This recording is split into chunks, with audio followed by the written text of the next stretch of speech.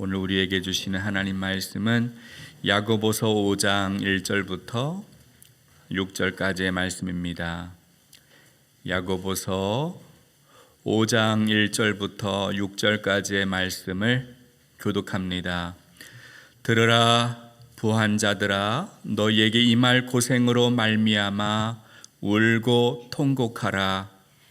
너희 재물은 썩었고 너희 옷은 좀 먹었으며 너희 금과 은은 녹이 슬었으니 이 녹이 너희에게 증거가 되며 불같이 너희 살을 먹으리라. 너희가 말세에 재물을 쌓았도다. 보라, 너희 밭에서 추수한 품꾼에게 주지 아니한 싹이 소리 지르며 그 추수한 자의 우는 소리가 만군의 주의 귀에 들렸느니라. 너희가 땅에서 사치하고 방종하여 살육의 날에 너희 마음을 살찌게 하였도다. 너희는 의인을 정죄하고 죽였으나 그는 너희에게 대항하지 아니하였느니라. 아멘.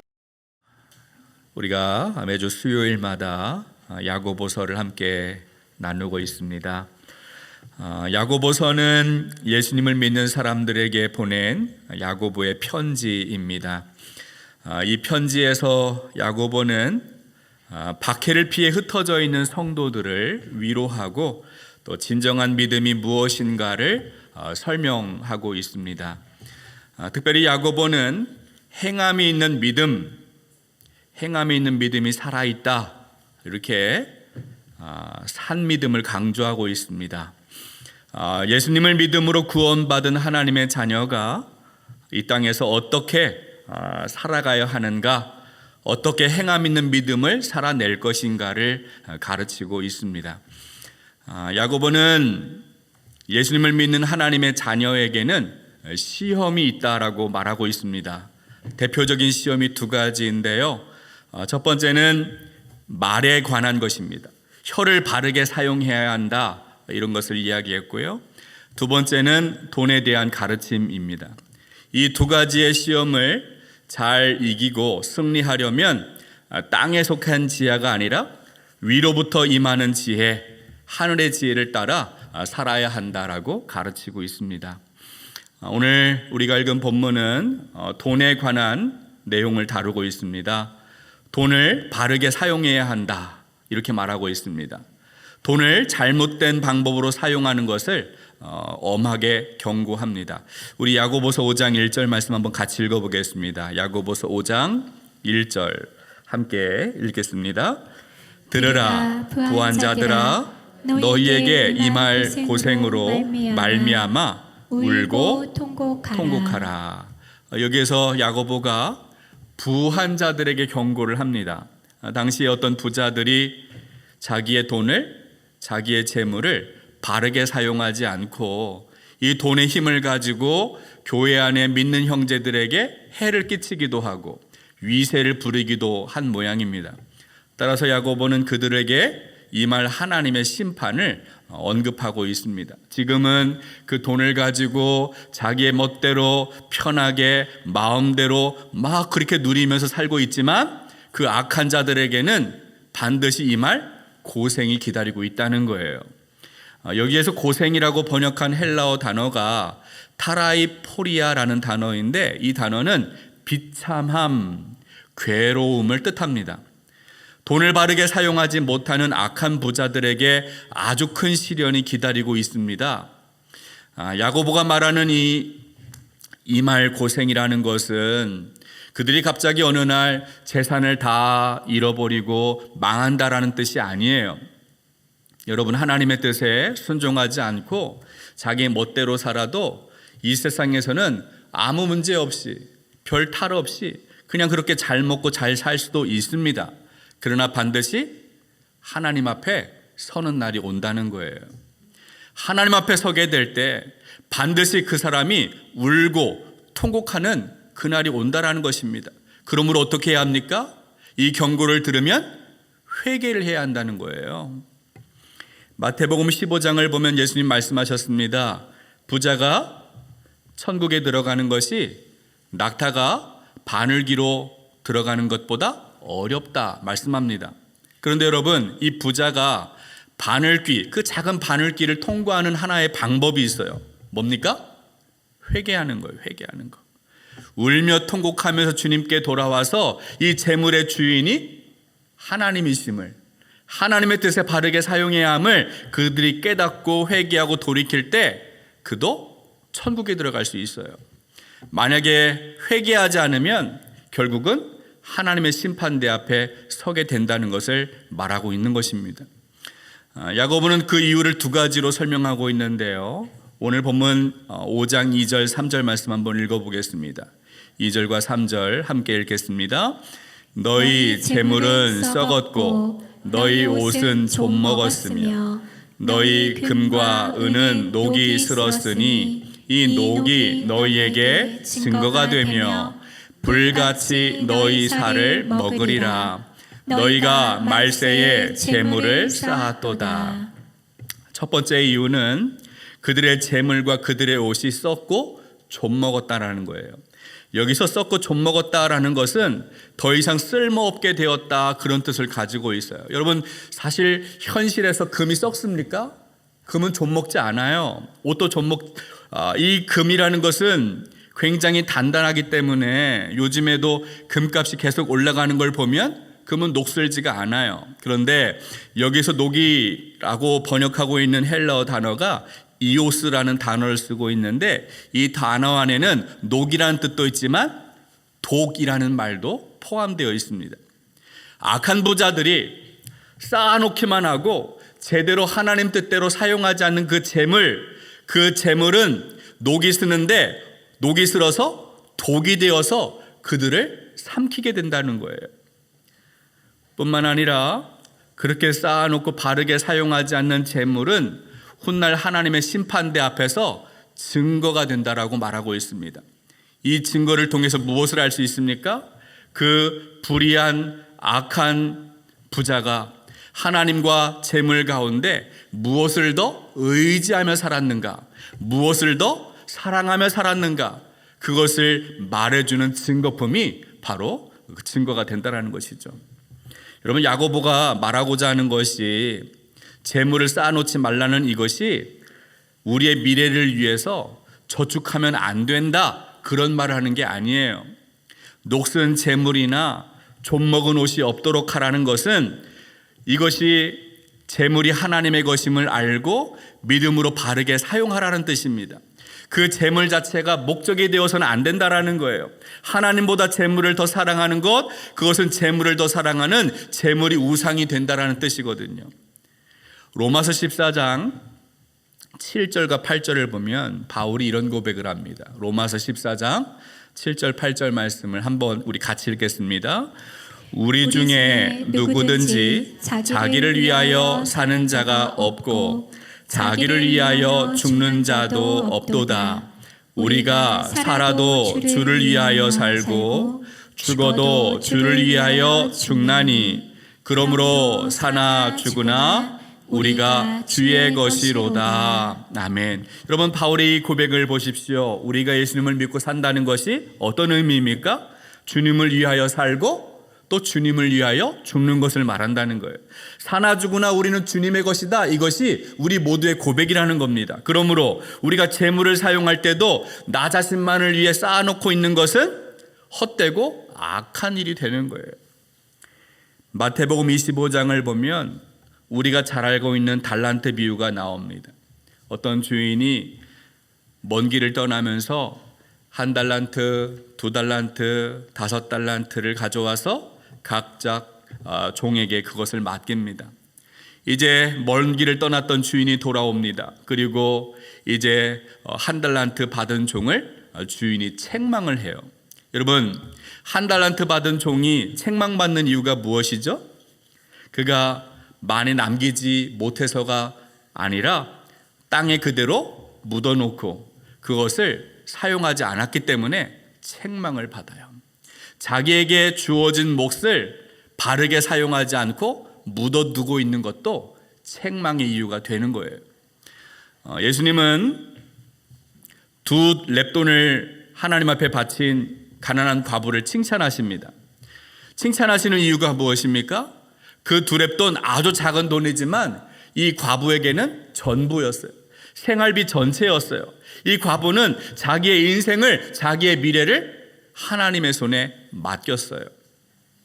악한 부자가 재물을 바르게 사용하지 않고 금이나 은이 녹이 슬고 옷이 좀 먹도록 쌓아두는 행위는 결국 심판의 증거가 된다라고 말하고 있습니다. 그 경고를 듣고 그들이 지금 당장이라도 울고 통곡하며 회개해야 한다는 것을 말씀하고 있습니다.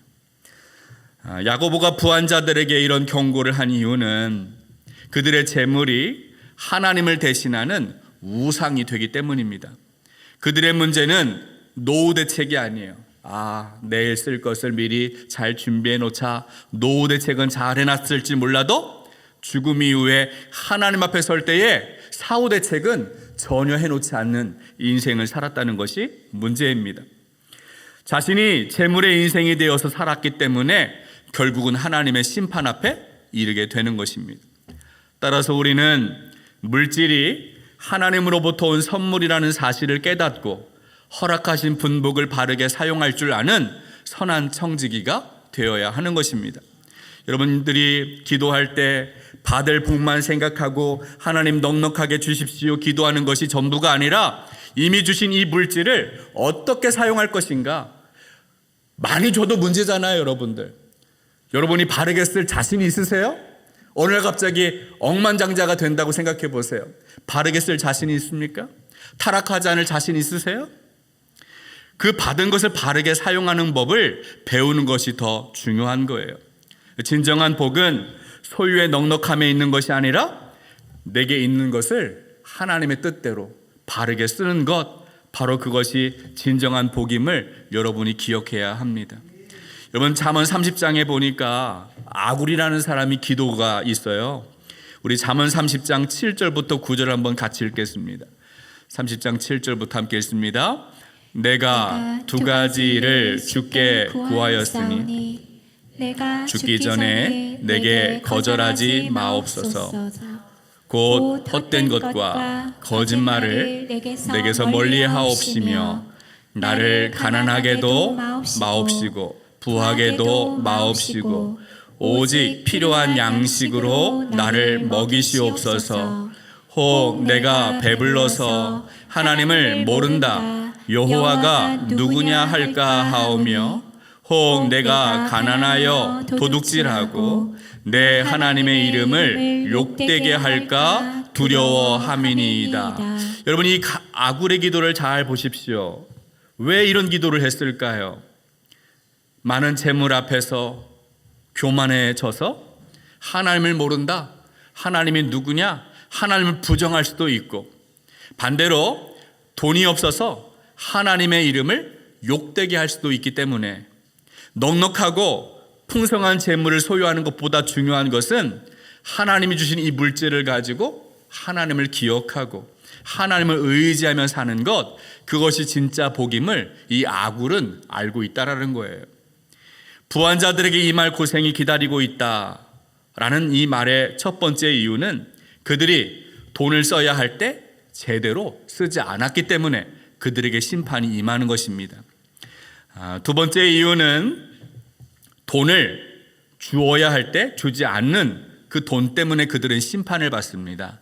우리 야고보서 5장 4절의 말씀도 읽어보겠습니다. 4절 함께 읽습니다. 보라, 너희 밭에서 추수한 품꾼에게 주지 아니한 삭시 소리 지르며 그 추수한 자의 우는 소리가 만군의 주의 귀에 들렸느니라. 이 지주였던 부자들이 노동한 사람들, 품꾼들의 삭스를 주지 않는 부정을 저질렀습니다. 야고보는 이것을 품꾼에게 주지 않은 그 삭시 소리를 지르고 있다라고 표현하고 있어요. 또한 추수한 자의 우는 소리가 만군의 주 하나님께 들렸다라고도 말합니다. 이 말은 하나님께서 그 악한 부자들의 악한 행위를 이미 다 알고 듣고 계신다라는 뜻이기도 합니다. 악한 지주들이 추수한 것을 적절하게 나누지 않고 분배하지 않고 자기가 다 가로챘다라는 거예요. 그리고 어떻게 그것을 사용하는지 한번 보십시오. 우리 5절 말씀 읽어보겠습니다. 5절 함께 읽습니다. 너희가 땅에서 사치하고 방종하여 살육의 날에 너희 마음을 살찌게 하였도다. 재물을 쌓아놓고 바르게 사용하지 않으면 재물이 녹슬고 독이 되었다라고 앞에서 말했는데, 뿐만 아니라 쌓아놓은 그것을 자기의 유익을 위해서만, 자기의 만족을 위해서만 사치하고 방종하면서 쓰면 그 돈 역시 거기서 돈이 녹이 슬고 또 돈에서 독이 나온다라고 말하고 있어요. 악한 부자들은 품꾼들에게 나누어져야 할 몫을 주지 않고 자기의 쾌락을 위하여 사용했습니다. 결국 사치와 방종을 위해 사용한 그 재물은 그들의 영혼을 망치고 그들의 마음을 살찌게 한다라고 말합니다. 여기에서 이 사치와 방종으로 인해서 마음이 살찐다라는 표현을 한번 주목해 보십시오. 여기서 마음이 살찐다는 것이 무슨 뜻일까요? 우리의 마음이 살이 찌면 우둔하게 된다는 것을 말하고 있어요. 둔해지게 되는 것을 말해요. 재물을 바르게 사용하지 않고 자기 만족을 위해서 사치와 방종을 일삼으면 우리의 마음이 살찌게 되고 하나님을 두려워하지 않게 되는 거예요. 하나님을 느끼지 못하게 되는 거예요. 내가 하나님이 되는 거예요. 그 어리석은 인생, 망하는 인생이 되는 거죠. 사무엘상 4장을 보면 엘리 제사장이 나옵니다. 이 엘리 제사장의 두 아들이 타락했어요. 홈니와 비느하스가 전쟁에 나가서 패하고 언약궤를 빼앗겼다는 소식을 들었습니다. 이 충격을 듣고 이제 엘리 제사장이 의자에서 넘어지면서 목이 부러져 죽습니다. 성경을 보면 이 장면을 소개하면서 그가 나이가 많아서 비대한 까닭이다라고 그의 죽음의 원인을 설명하고 있습니다. 여러분, 이 말은 정말 엘리 제사장이 신체적으로 몸집이 비대해진 것만이 아니라 깨어 있어야 할 하나님의 종이 깨어 있지 못하는 영적으로 우둔해졌음을 의미하고 있어요. 자기 욕망과 탐욕을 위하여 사는 인생은 몸만 거대해지는 것이 아니라 마음이 살쪄서 하나님을 느끼지 못하는 영적인 둔감함에 빠지게 되는 거예요. 비둔한 인생이 되는 거예요. 무지한 인생이 되는 것입니다. 악한 자의 죄가 여기서 끝나지 않았습니다. 그들은 재물의 힘을 가지고 마치 자신이 하나님이 된 것처럼 행동을 하고 인간을 파멸합니다. 우리 6절 말씀 읽어보겠습니다. 6절 함께 읽습니다. 너희는 의인을 정죄하고 죽였으나 그는 너희에게 대항하지 아니하였느니라. 여기서 죽였다라는 표현이 나오는데, 이 말은 진짜 사람을 살해했다, 죽였다라는 말보다는 돈의 힘을 가지고 재판을 공정하게 하지 않고 굽게 만드는 행위를 말합니다. 부유한 지주들이 아주 적은 땅을 가지고 있는 가난한 농부, 빚진 농부를 데려다가 법정에 데려가서는 그들의 땅을 빼앗고 그들의 수입을 원천 차단하는 강탈 행위를 의미합니다. 따라서 야고보가 말하는 의인은 믿음으로 의롭게 된 자를 말하는 것이 아니라 불의한 부자들에게 억울하게 땅을 빼앗긴 죽임을 당하는 약자들을 뜻합니다. 이 부자들이 잘못된 방법으로 사용하는 그 돈을 통해서 수많은 피해자들, 억울하게 죽임을 당하는 자들, 삶의 희망을 잃어버린 자들, 절망에 빠지는 자들, 그 약자들이 만들어질 수 있음을 의미하는 구절이기도 합니다. 사랑하는 여러분, 오늘 우리는 성경에서 이 야고보가 재물을 하나님의 뜻대로 바르게 사용해야 함을 가르쳐주고 있어요. 자신을 위하여 쌓아놓은 재물, 그것이 마치 영원할 것처럼 보이지만 그 재물은 녹이 슬고 독이 나와서 그의 인생을 파멸합니다. 오히려 사치하고 방종하게 하고 마음을 살찌워지게 해서 하나님을 느끼지 못하고 하나님을 두려워하지 않게 하고 우둔하고 어리석은 삶을 살도록 만든다는 거예요. 하나님이 허락하신 재물을 그릇되게 사용하는 이 악한 부자를 향한 경고, 이 경고의 말씀을 통해서 우리는 무엇을 깨달아야 합니까? 만물의 주인이 하나님이심을 다시 깨닫고 이 물질을 내게 허락하신 것을 바르게 사용해야 한다라는 선한 청지기로 살아가야 하는 것을 우리가 깨달아야 한다는 거예요. 오늘 저와 여러분이 하나님 주신 것을 바르게 사용할 줄 아는 선한 청지기의 삶을 살아갈 수 있기를 주님의 이름으로 축복합니다. 하나님 아버지, 만물을 창조하시고 모든 피조물을 다스리시는 주님을 찬송합니다. 모든 생명이 주님의 손에 있고 주님의 뜻과 섭리로 지금도 주관하심을 믿습니다. 주님께서 허락하신 물질이 사치와 방종으로 쓰이지 않고 자기 탐욕과 자기의 욕망을 위하여 쓰이지 않도록 오직 주님을 기쁘시게 하는 일 가운데 쓰임 받도록 인도하여 주옵소서. 우리가 물질의 주인 되지 않게 하시고 잠시 맡아 관리하는 청지기임을 깨닫게 하셔서 주님 앞에 설 때에 칭찬받는 선한 일꾼 되도록 붙들어 주옵소서. 이제는 우리 주 예수 그리스도의 크신 은혜와 하나님의 놀라우신 사랑과 성령의 감화감동 충만하신 역사가 만유의 주인 되신 하나님을 기억하며 주님의 뜻대로 순종하며 살아가기로 다짐하는 우리 중앙선결교회 모든 성도 위에 지금부터 영원토록 함께하여 주시기를 간절히 축원하옵나이다. 아멘.